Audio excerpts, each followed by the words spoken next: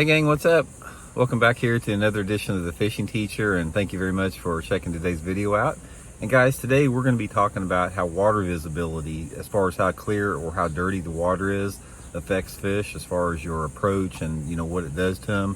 I'm going to get into that a little bit because I think it's really important to understand as much as you possibly can about bass behavior, as far as if you want to become, or not just bass, but any type of fish, if you're wanting to become a better angler. So we're going to get into that. Real quick, guys, I just wanted to remind everybody about our Fish the Moment virtual lessons, guys. If you all have anything that you need to discuss in fishing or want to go over anything, you can book a virtual lesson with me.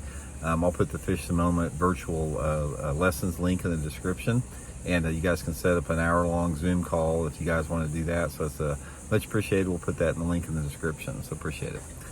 Okay guys, water visibility. One of the things, if you guys have watched my other channel, Intuitive Angling, if you watch this channel much, you're gonna hear me talk a lot about water visibility and water clarity and water temperature, because those aspects are really important as far as to give you sort of a starting point as far as how you need to go about catching fish and finding fish. But today I want to talk about water visibility and how it affects fish and what you need to do with that. One of the things you have to realize, and we'll talk a little bit about bass here and a lot of fish, is that they have a lot of different ways as far as how they feed. They feed by sight, as far as being able to see something in the water. They feed through vibration. Bass have a lateral line that goes across them. They can sense vibration a little bit. They feed by smell. There's a lot of different survival mechanisms that they use, but if they can, they prefer a visual strike. The bass have really good eyes on them, and they prefer to feed by sight if possible, because it's a lot more efficient. Therefore, the clearer the water, the better that the fish can attack and decipher if something's real or not. But the thing about fishing is you've got, depending upon where you fish at and where your lakes are at or what part of the country, you have a wide range of water visibilities due to particulate in the water. Now, if you guys fish some of the river oxbows in Arkansas, you may have this much water visibility, 2 or 3 inches. And if you fish some of the more rocky impoundments, mountain impoundments, you may have 20, 25 foot of visibility. So, and everything in between, there's a wide range with that. So here's some basic rules of thumb that you can use to catch fish under a wide range of conditions.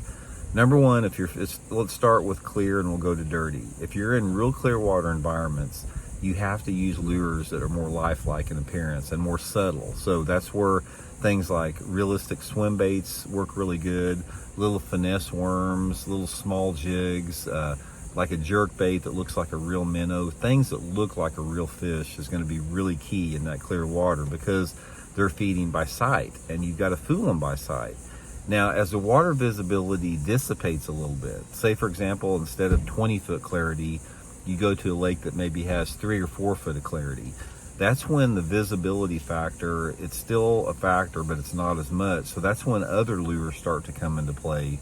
So you might be able to catch fish on crankbaits in that situation, or topwater lures, or something, or plastic worms, or something that doesn't look like super realistic.